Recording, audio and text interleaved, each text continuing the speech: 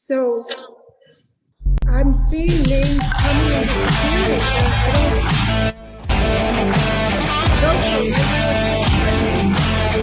Yeah.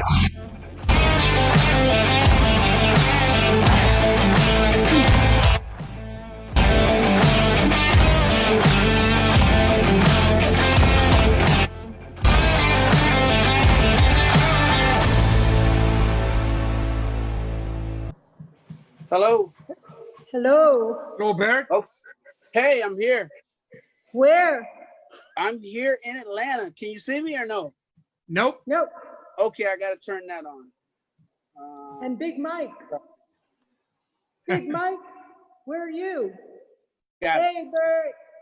I'm here. It's good to have you with us. Yes. Great. What's up, my friend? How are you doing? Everything is good, my friend.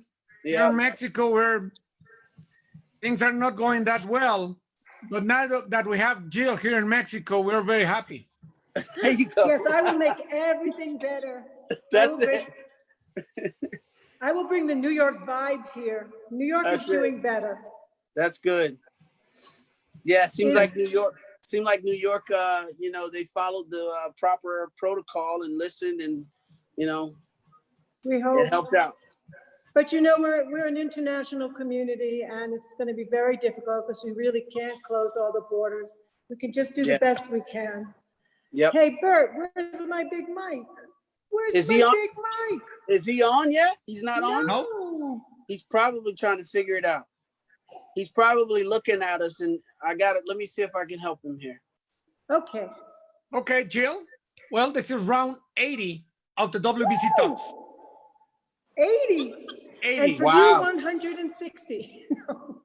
Almost, because we're not doing from maybe the last 3 weeks, we have not doing twice, two shows every day. So I should be around something like 140, 135. But it's a pleasure to be here with you. This round is called Pause, Play, Pray. And it's about the amateur boxing turning to the rings. Jill, let me first introduce 𝗧𝗔𝗟𝗡𝗗. She's the director of the WBC University, and everybody knows her. 𝗧𝗔, how are you? Fine, thank you. Hi, Victor, Jill, and to all our guests today. Well, I'm happy to see you guys. I miss you. Actually, and well, my task in these panels is to give everybody who was a small positive thinking that help us to go through all this pandemic, to all this quarantine, try to be positive and see a light at the end of the tunnel. So today we are going to share an idea in returning to normal while we still in this pandemic will not be easy. Okay, before we start this panel, we were talking about it. Some countries are doing better than others. Here in Mexico, we don't have it easy right now. Actually, we are in the most difficult moment of the pandemic, but I know some other countries are doing better. The thing is, in this situation, there are no boundaries. Okay, we are all living the same situation all over the world. And because this reason, we must adapt to the new reality in which we live. And emotional well-being is an essential component in people's health. Depression, anxiety, mood changes, a stressful situation, loneliness, fear, sadness are some of the symptoms that we all can experience. And if that happens to you, you need to reach, and don't be afraid to reach for special attention from a professional, okay, or to a friend, but you need to talk about what is happening to you. For many of us, isolation came without any warning, causing difficulty adjusting to the situation.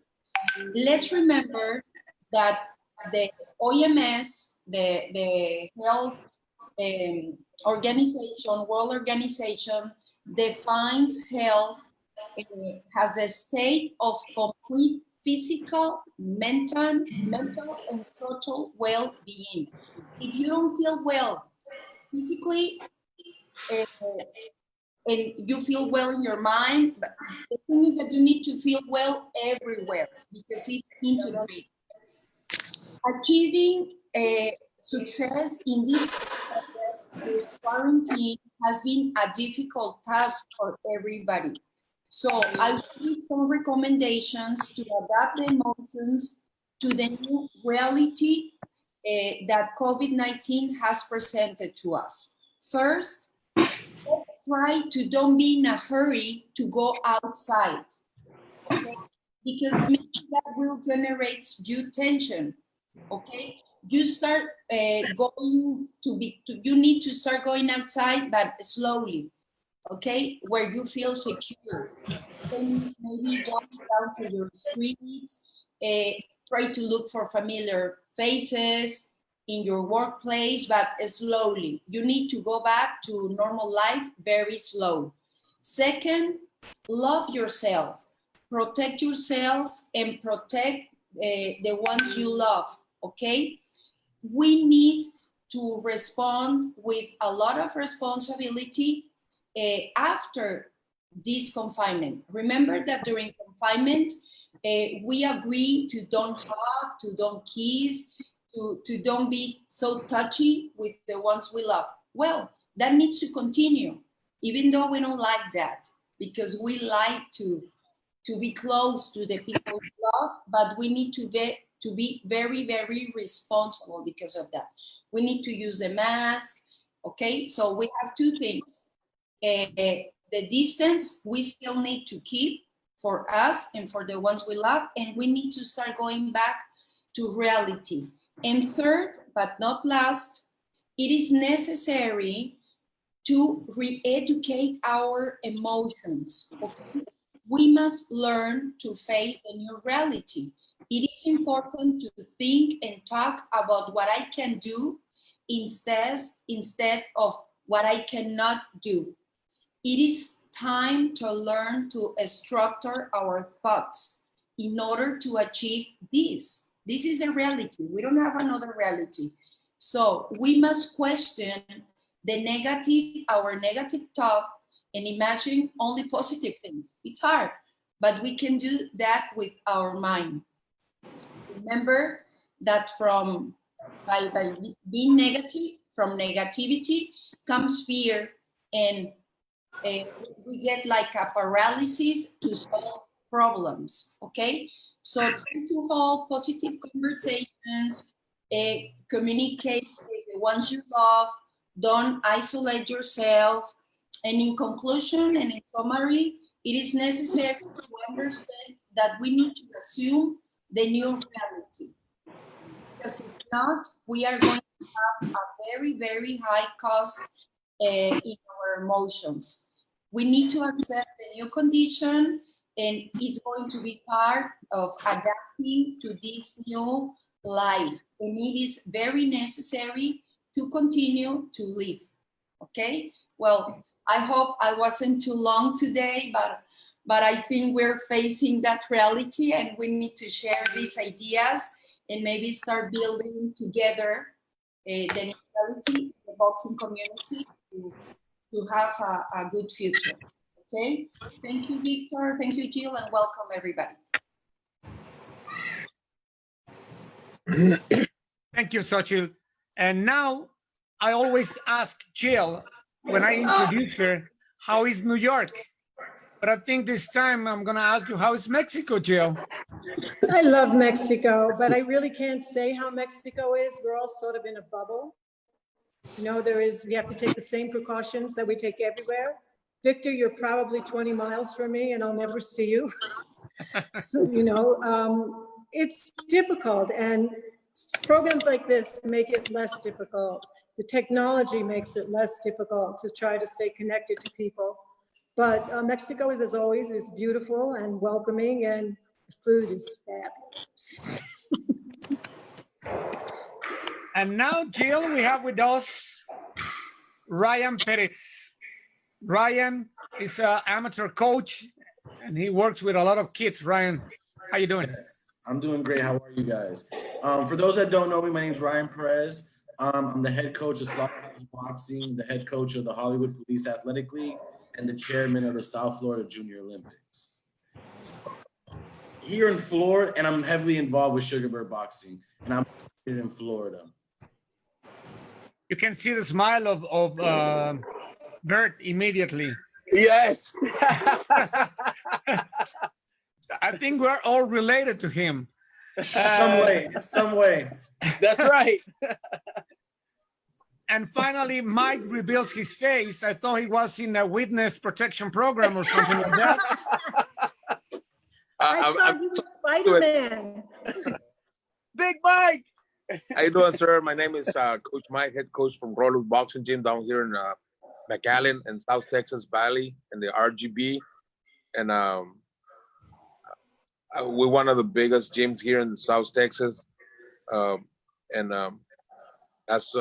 my name. And I've been following 𝗥𝗢𝗡𝗚 for the last 2 years.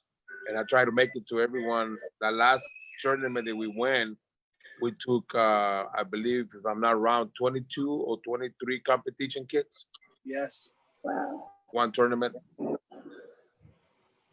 And of course, Bert Wells, Sugar Bert, for the friends. Bert, how are you? I am doing great. As I always say, wow. I'm doing great. It's so good to start this show with this much energy. Jill. Firstly, I'm going to apologize for any sounds you hear in the background. I don't have control over my environment. I have 3 extremely large dogs here. And so at any time, you're going to see some unusual action. Then I want to say, this is a dialogue. Anybody has questions for anybody, please feel free to speak up. So today we have Bert Wells of 𝗥𝗢𝗡𝗚 Boxing, a partner with the WBC in the amateurs and in the green belt tournament.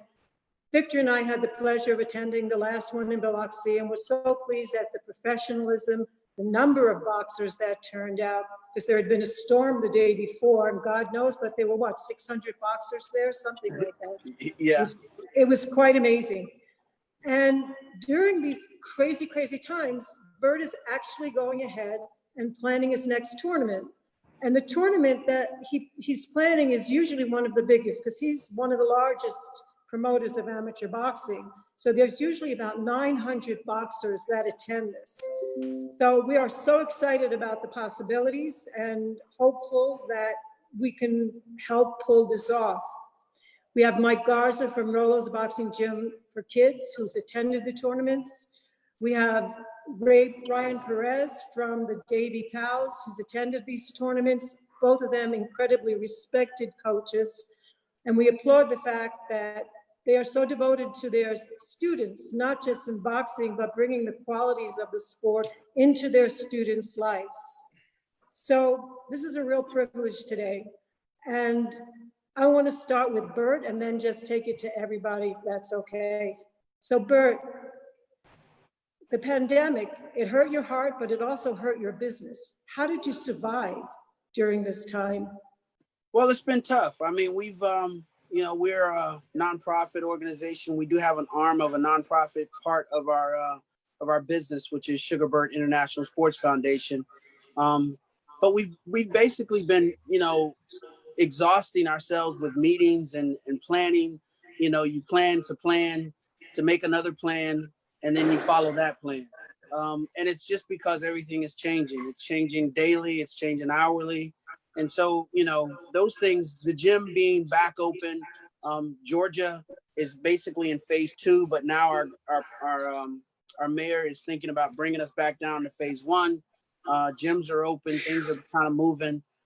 There's a mandatory mask now that, everyone needs to wear in Georgia now as you're moving around. I'm in an office right now. I'm in my private office by myself, so that's why I don't have a mask on for those that may want to know. But yeah, we've got a lot of different things. Boxing and life has changed as we know it. I mean, And so we've got to make a lot of adjustments, and boxing teaches us that always. You just gotta learn how to move and make changes as you deem necessary. I have Fix your a question. tournament in from the others, Bert. Say that again. I'm sorry, Please, Joe. just jump right in there. No, Victor's asking a question. Yeah, Okay. I have a question. How do you handle during this time your fighters? Usually the mentality of a fighter is that they are bulletproof. And of That's course right. they think they are virus proof too. Good So question. it is hard to make them understand and stay at home and be safe and not be the kind of foolish bravery that it's not going to happen to me. I'm going to my gym. I'm going to run. How do you get under his mind and make them realize that this is really dangerous? That's a good question. Let me tell you, Victor, the biggest thing now is, as you are dealing with what I consider your personal family, fighters and everyone now in the boxing community have now become that family. We're all one big family. So for my boxers, I've got them where they come to my house, they're coming to the gym by appointment only. We've gotten more personal now when it comes to how we handle each other. And I think that's important because we're trying to keep, we don't want large crowds. We don't want large gatherings. We're trying to manage where we're going, and how we're moving around. So I think it's now you are pulling people closer to you and making that one-on-one relationship. At least that's what we're doing here at our gym.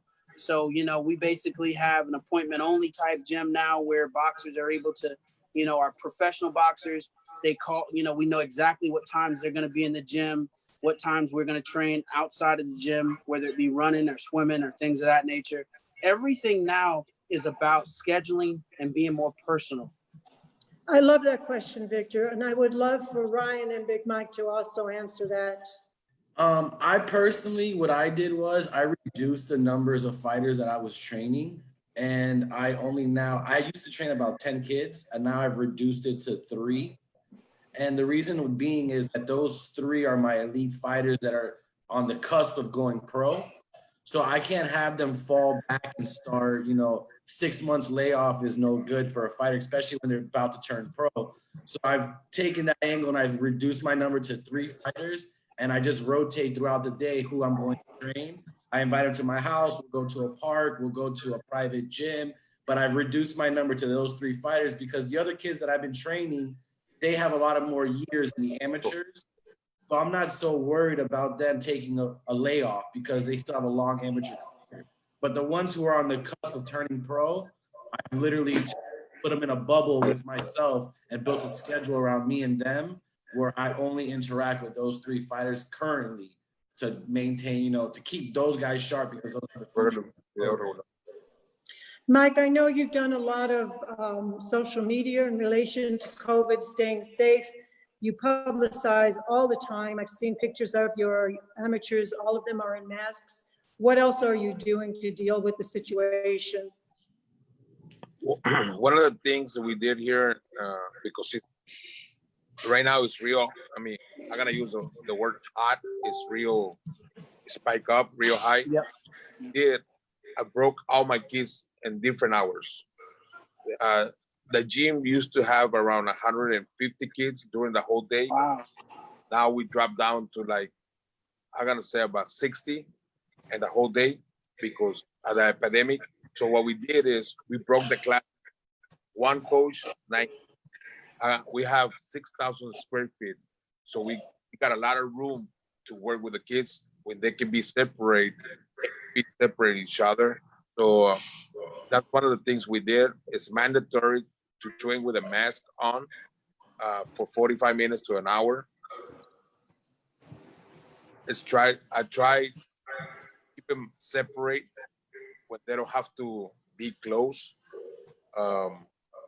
Parents, they're not allowed to be at the gym no more. They can drop the kids, and as soon as they drop the kids, it's a cleanup sanitation station before you get into the gym. what I did, I went and bought a chicken net, the plastic chicken net.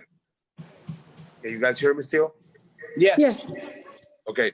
What I did, I went and bought the chicken net, the orange chicken net, and I put them in all the doors. If it's an emergency, you can pop it and get out. But if it's not an emergency, it's only one entry, one out. So as soon as you walk into the gym, you gotta sanitize your hands, you gotta temperature check, and sanitize your feet. Every person that walks into the gym, mandatory. My daughter is the one who's in charge because I can't pay somebody because the situation. So my daughter, she's in charge of that. And there's only one way in, one way out, and everybody get clean. Wow. Make sure to get out. It's amazing. So Bert, planning this tournament, it's a great expenditure of money, time, Yeah. effort. What excites you the most about it, and what scares you the most about it? Well, what excites me the most about it is I hear from so many different kids and boxers and coaches and the boxing community, and with Top Rank kind of getting back going, the kids are looking as to when can we compete, when can we get back in the ring.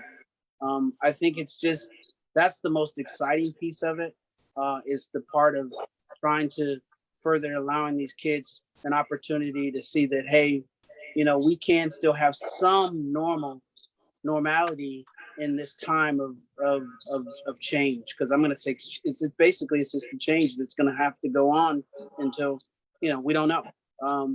But what scares me the most about it is there's so much more planning now that's being put into it. Procedures for how, from the minute that the boxers and coaches and parents pull up to the facility, having greeters, having people out there. So we're writing up procedures for every possible step as a boxer walks up through it. The glove table procedures, the parking lot procedures, the ring, sanitizing the ring procedures. It's a lot that goes into the preparation for these events. And our first priority, and I got to continue to say that, first priority is to keep everyone safe and trying to be as safe as we possibly can during this time. So this is a trial event, so to speak, for everyone, in regards to how does it look. And we're taking notes from Top Rank. We're taking notes from some others that have done it, that have having pro shows and small amateur events to see what's the process and put procedures in place. But those are the two biggest things. What excites me the most are the kids and the parents and people that want to get back to boxing. And what scares me the most is not wanting to have anything, keeping everybody safe, trying to keep everybody as safe as possible. Ryan and Mike, these are very difficult times. How are you going to get there? How are you going to fund it? These are not typical times. It takes a great deal of passion and dedication. And how important is it for these kids to be in actual tournaments? What does it do for their development? I find since I've started as a coach, I've been very creative of finding funding to get my kids places. I could truly say that I've been blessed with relationships that help me move my kids where they need to be. So I can't sit here and lie to you and say that I'm one of those coaches who spend thousands of dollars on trips. I don't do that. I believe that you could, with your relationships, you could build the funding for your kids. And I've done that with the police departments in the city of Hollywood and things like that. But now with the epidemic, everything's shut down. So me personally, I'm going to the Sugarbird tournament, but I'm going to share my room with my kids that are coming with me. Like I said, I've eliminated them down to 3 athletes. So whatever my room that I get, I'll share with my athletes. I'll do whatever just for now. But usually what I've been able to do in the past is I've been able to get funding from my cities and programs around my neighborhood to be able to fund my kids to go to all the tournaments nationally. So that question for me is kind of hard because I've always managed to hustle up some type of funding for my kids. And can you guys hear me? Mike, can Yes. you hear me, please? What we're doing is we're doing raffles. Like we bought a Cleto Reyes pair of gloves, and then we do raffles in the gym. As many numbers as we can sell, and we do chicken plates. We do a lot of. We go to the light, stop in the light, and ask for donations, and we give them a water. So you give a donation, whatever you want, and we give you a cold water. Great idea. And you put the kids up there with a belt, with the gloves, you put beds in the light, and people like that. And and it's rough times, but anybody can do $1 or $2, and a light, and you give them a water. You're not asking for money, you're asking for a donation, and they get a cold water back. So Clever. that's what we're doing right now. And how important is to the development of the kid to actually go to a tournament instead of keep moving on in the gym?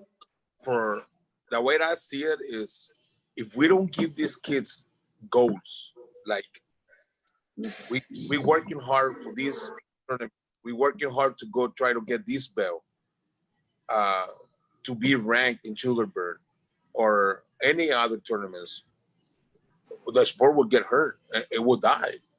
So boxing is a real competitive sport. If you don't have a goal to go catch, sooner or later the flame is gonna slow down.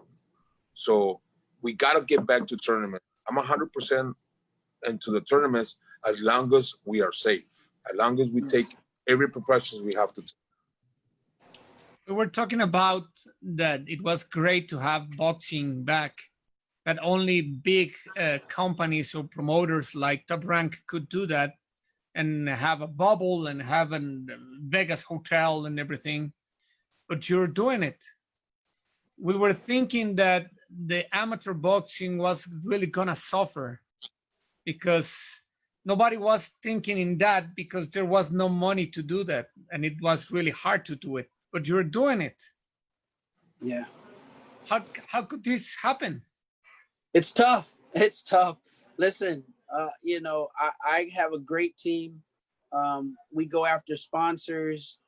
There's a lot, one of the big things, Victor, that I saw in boxing was that, when you walk into a basketball gymnasium, you see McDonald's, you see Chick-fil-A, you see a lot of big companies, Publix, you see all the, Delta Airlines. You walk into a football field at a high school or a park or gymnasium. You see all these big banners of these big companies that have gotten behind these organizations and programs. You don't see that in boxing. That's the biggest thing. We boxers have produced some of the greatest people, entrepreneurs, businessmen, lawyers, attorneys, doctors have come through boxing. So we're pushing hard to get that, that community, because boxing is a community.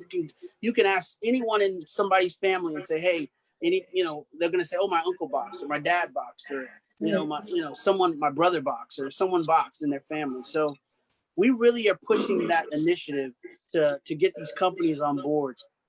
So a lot of it is relationships.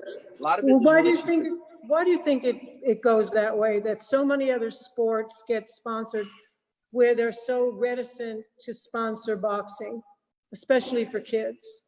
I think because boxing has not, we have now a lot of new blood, a lot of new people, a lot of new age groups now have gotten involved in boxing from a business perspective, from the promoting side of it. I'm considered, I would think, a young promoter. I'm 53 years old, been doing boxing now, for over 40 years, but doing the promotion side for 15. And it's taken me this entire 15 years to get where this company is now, starting out with small shows. But I think it's because the young blood now and ideas and, out of the box thinking now is taking us in a different direction. Finally, we're there, rather than having what I consider a stagnant group of people leading the boxing at the top level. It's now starting to open up a little bit, and we're starting to be able to get those young minds and these out of the box thinking that we have involved in boxing. And that's what's going to take us there. Bert, It's always been interesting. I'm sorry, Victor, go ahead. I would like to add that the problem with the sponsors and boxing is that sponsors never look into the gym, where you can see the sacrifice, the discipline, and the passion, and they only watching on the ring that there is a contact sport, a combat sport, and they think they don't want to be related to that. They don't realize that they are getting related to passion, to sacrifice, to discipline, and to some sport that saves lives. No, I think it's two things. One is it's very interesting that many commercials nowadays use boxing, whether Yes. it's in a sequence Yes. during the commercial, but they don't use real boxers when they do those. Yes. They use actors who are boxing. And I think also that it's removing it from this romantic negative concept of what boxing is. And I think the pandemic, strangely enough, has changed that, Yes. where so many boxers have come out as heroes of their community, and that in a strange way that might help in terms of companies recognizing. Yeah, I think it's Yeah. very, very, very, very true, Jill. You know, we come from a different time, and now with all this, with everything that's going on, this pandemic has really brought a lot of light to, you know, to what I consider to be, you know, boxing was not really, the kids were not in the light. You know, now we've got social media, Facebook, Instagram, Twitter. Right. You know, all these kids are posting things about what they're doing and how they're going about and how they're striving after this, which is touching the hearts of these big companies. I think they're starting to see it, because boxing has always been big. It's never not been a great sport that people can look at and say, okay, it's a great sport. It's just the visibility. And I think social media has really helped us tremendously now. And we can really move. I so agree. When you look at someone like Ryan Garcia, Yes. who made himself a big star in social media, makes money out of social media. And Yes. we would urge all boxers to do that, because as a freelancer, their income is erratic, except for the big stars. So I agree that the social media could make a huge difference, huge difference. Yeah. So it's just, you look at a lot of these great fighters that are coming up, a lot of the kids, you know, now they're really putting their resumes together. You know, one of the kids just sent a resume over to me of the accomplishments that he's done in boxing. I mean, this thing looks so professional. These boxers, it's a new era of boxing that's coming through. And I just think we've got all of these now new vehicles of communication that we've got to use to get that message out, because it's easier now to put a nice video or put a picture out and tag the company that, you know, whether it's, you know, whomever, CC's Pizza, Pizza Hut, whomever, you can tag them now, and then they can see themselves and how they're being a part of these kids' lives and the events that they're actually sponsoring and helping help the movement. It would be nice to get some of the good stuff out, because we always read about the bad stuff. People Yes. love reading about the bad stuff in boxing. They don't know about people like Ryan and Big Mike and yourself. Yeah. They know about all of the bad things that have happened, and they go, oh, boxing, why is it so many people are against, in the school systems, of putting boxing programs into their schools? We did have Morgan McDonald on, who does the 𝗥𝗢𝗡 tournament, who put boxing in his elementary school, and it increased attendance by 97%. And yet, if you go to a school and say, let's put in a boxing program, they'll go like, oh, no, not boxing. Why do you think that is? Well, a lot of people don't have the knowledge of what, you know, the discipline, the training, the focus that comes from that. You know, there's a school here in Atlanta, Tucker High School, that we've partnered with for years. And, you know, they've had 3 different principals over the last 10 or so years that we've been partnering with Tucker. And every time I go talk to the new principal, I bring this folder, because we have the boxers, even the ones that just are not from Tucker, sign a waiver. And so I'd bring that folder of just the boxers from Tucker High School that signed. And every time it's amazing to them, man, I did not know all these kids have come through your program, you know. And whether it's you know, peer pressure that they're going through, whether it's bullying that they're going through, whether it's you know, anxiety and coming in and hitting a heavy bag or hitting a speed bag or getting their focus off of what's really going on at home, you know, all these things help. And so when you break that down to a teacher or to a principal or to administration of a school, I think it really helps them to understand, yeah, we might need to look at this. I was introduced to boxing by a teacher in middle school in 8th grade. I was headed down the wrong path of being a bad kid, and the police officers saw that I had talent in fighting, because I was getting in a lot of fights. and he told me to put my energy into something positive. And he literally drove me from the school to the police athletic league. And, and I never looked back. And I was involved in boxing all the way through my graduation in high school. And it was definitely a change for me, the police athletic league. And that's why, honestly, that's why I pay it forward to the PAL now, because I feel it had such an impact in my life, excuse me, to mature as an adult, not so much boxing, but to mature as an adult and show me leadership skills and show me how to, control my anger and show me all the things that I needed to be shown that weren't being taught to me in school, but was taught to me inside of a boxing gym. And then now as a coach, like Bert will tell you, I don't take $1 from any kid. I don't ask for gym fees. I don't do any of that. All my time is volunteered because I feel that I took so much out of the programs growing up that I should put it back into the program and pay it forward to kids who are just like me, who just didn't get an opportunity. Yeah, I've never taken a check, $1 from any kid at a PAL program or at any boxing program, because my goal is to pay forward what someone did for me. Well, it's not that way all over, especially if Mike, how would you convince the powers that be that boxing is good for young people and should be involved in schools and on outside activities? How would you convince the disbelievers?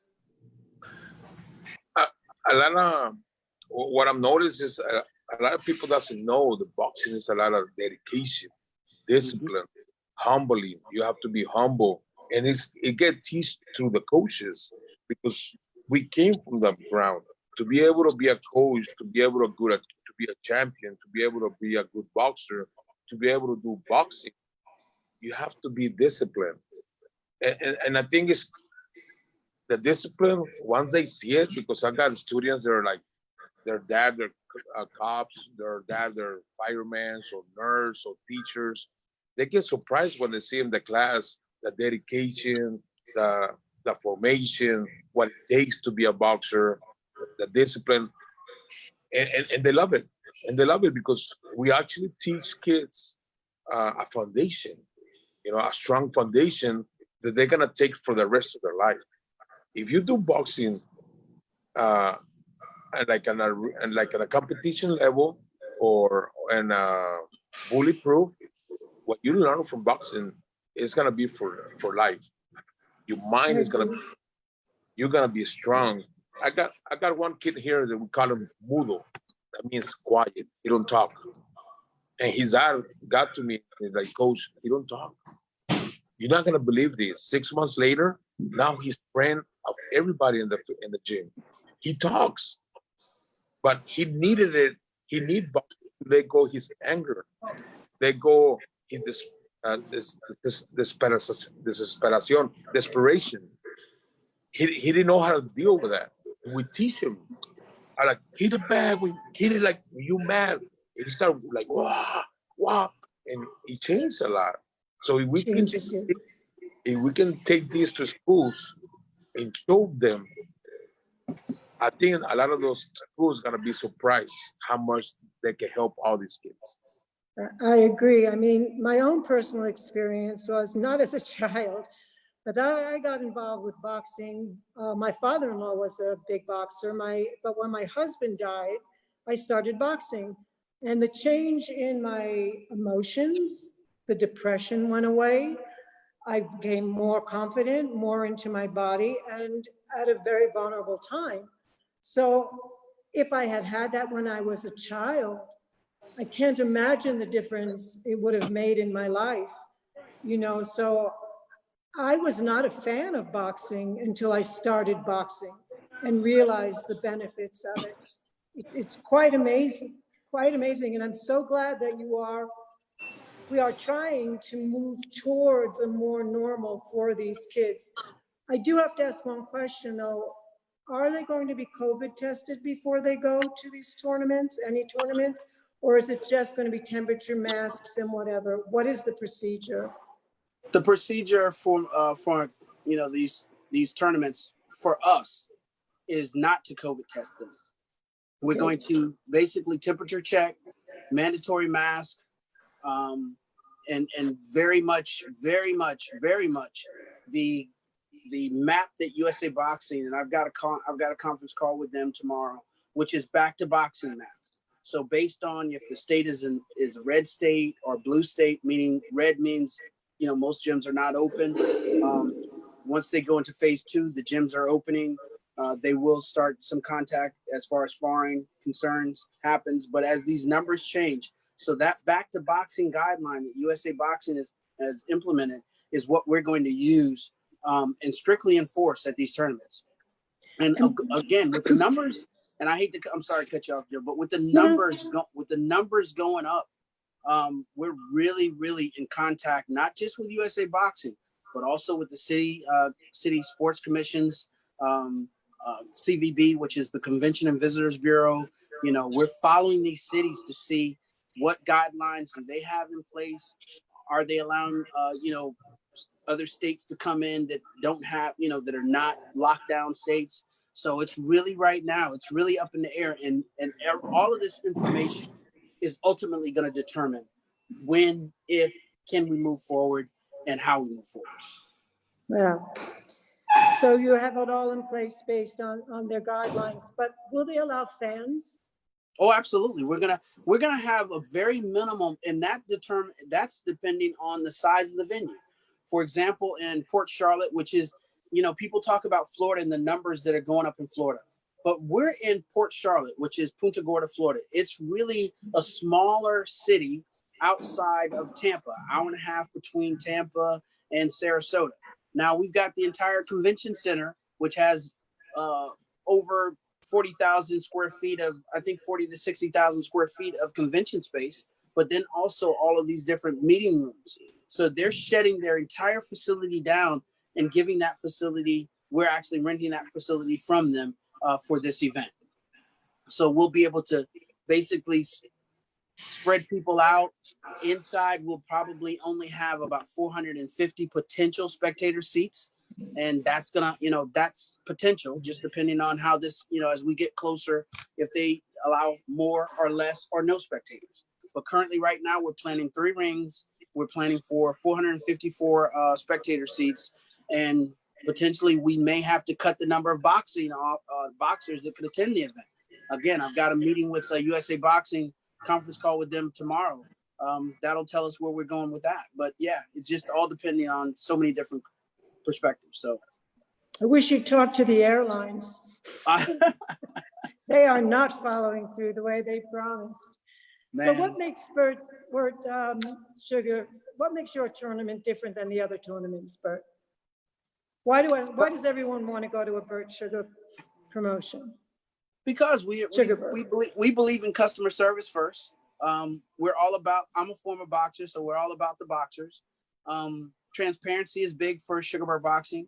You know, we're ranking boxers on our website within our tournament that are coming in and competing against each other. Of course, they're also able to, based on their rankings and based on the tournaments and how much they've won, they also are able to now potentially get a WBC belt and be and come into that national WBC tournament that we're hosting at the end of the year with our fingers crossed. But talk a little bit about that. That's fun.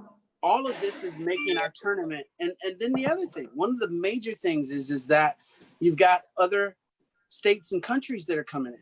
So it's not just, you get an opportunity. I got a call from Julian Jackson. Hey, Bert, I'm going to bring a person, you know, one of my boxers from the Virgin Islands. I get calls from Puerto Rico. They're going to bring some people. I get calls from France.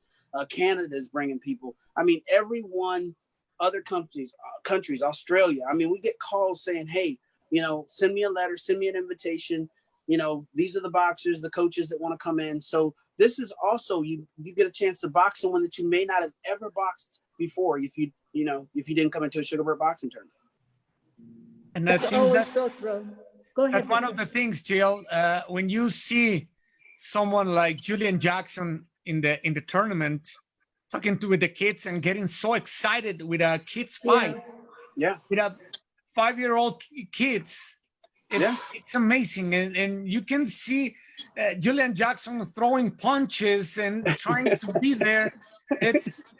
You want to be there, but you have to step like 6 feet away from him because he's throwing punches and he's a heavy hitter.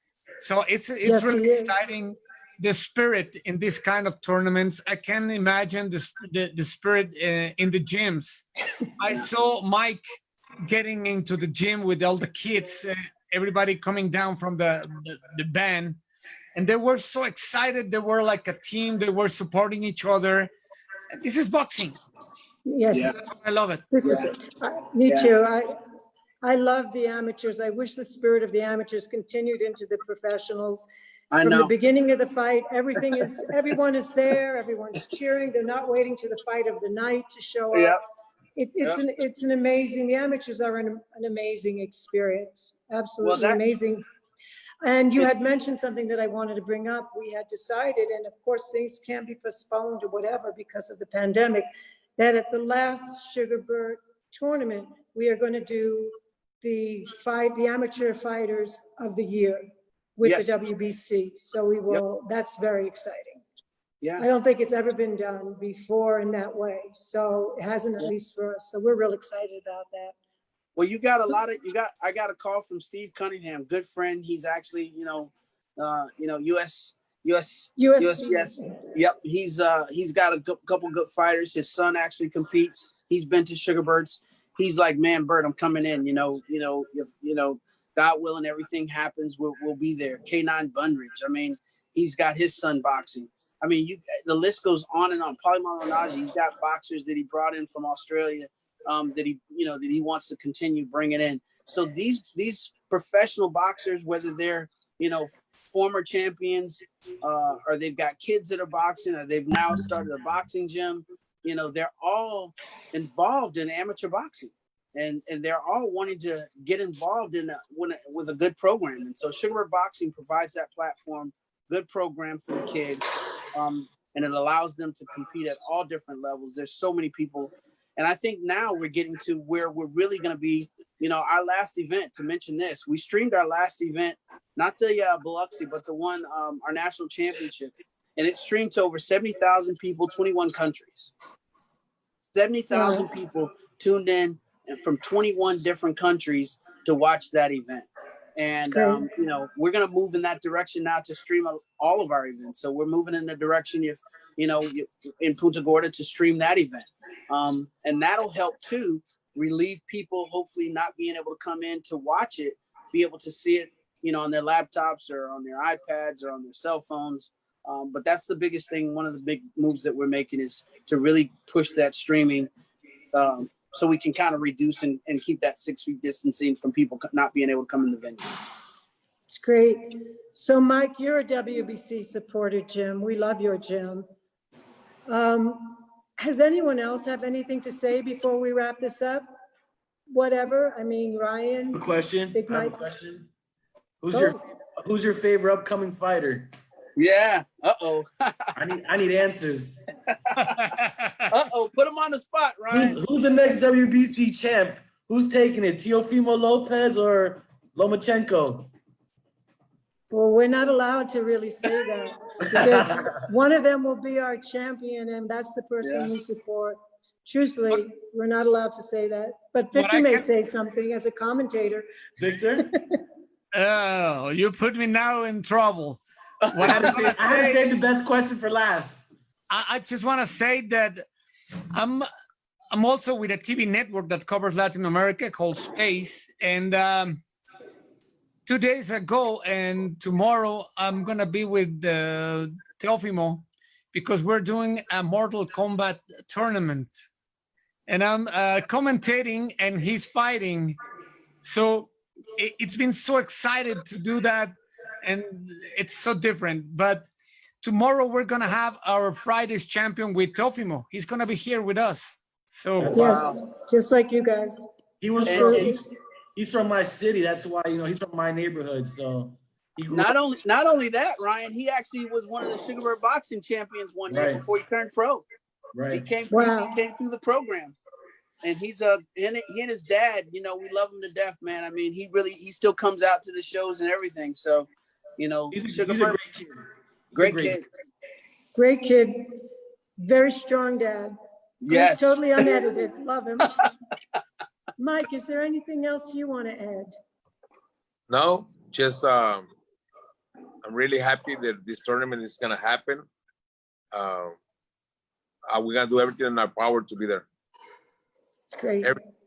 and try to take as many kids as I can. If I can take 8 or 10, I'm trying to push myself to take as many as we can. That's great. Ryan, Well, besides this, I got one thing, Joe. I got one thing for you and Victor. please. You know, you guys, WBC has been around for a very long time. Longer than us. I mean, I'm 53, longer than me. And the thing about what I love about the WBC, and I'm gonna go to my question, but what I love about them is you guys believe in amateur boxing. You believe in the kids. You see all of these kids at one point become, this WBC world champion. What would you say? What would you say to some of these kids that, maybe are listening to this, that, what would you say to them to kind of inspire them? The great Muhammad Ali, I mean, great fighters have all aspired to hold that green belt. Floyd Mayweather still posts his pictures of it. What would you guys say to those kids to inspire them during this time? Victor?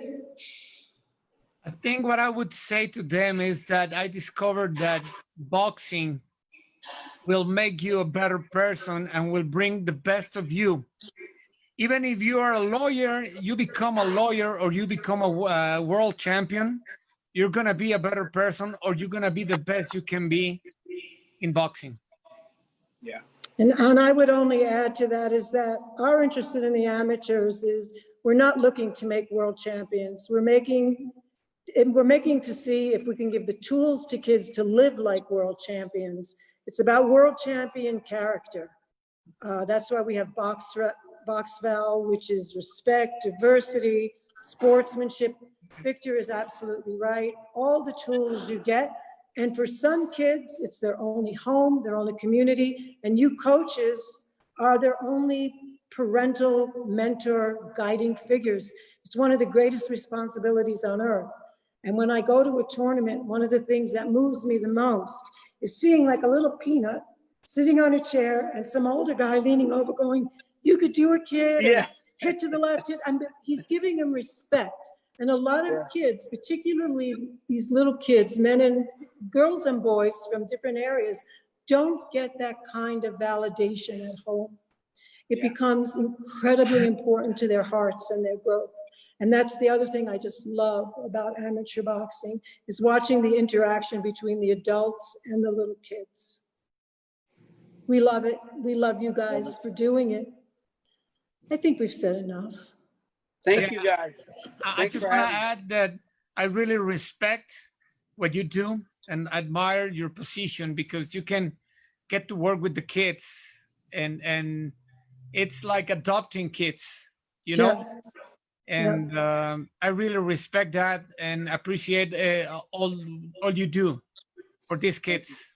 Yeah. My sincere. Yes. And Bert, when is the tournament? Let's shout that out. It's August the 28th through the 30th. Punta Gorda, Florida. You can go to the website. We're putting the registered boxers list out there. We're updating that once a week. That number is changing drastically every time boxers are registering, coaches are registering for it. So it's an exciting time. We're just planning.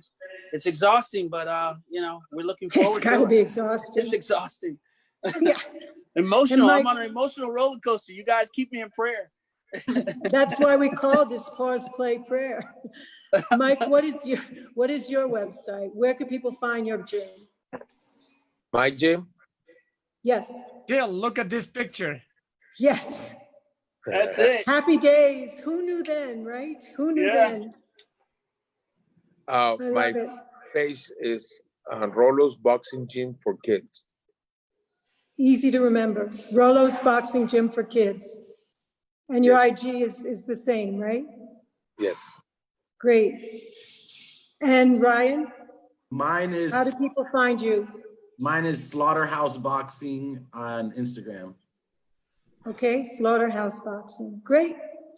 Thank you, gentlemen, very much for being with us today. It's a privilege. Victor? It was a very exciting show. It was our 80 round, Jill. Wow. Thank you very much for everything. Thank you, guys. Thanks for everything you do. Respect. Thank you, guys. Bye-bye. All Thank right, you. bye-bye. for the Bye. invitation. Bye. Thank you for the invitation. And stay home, stay safe. Wow! Ah!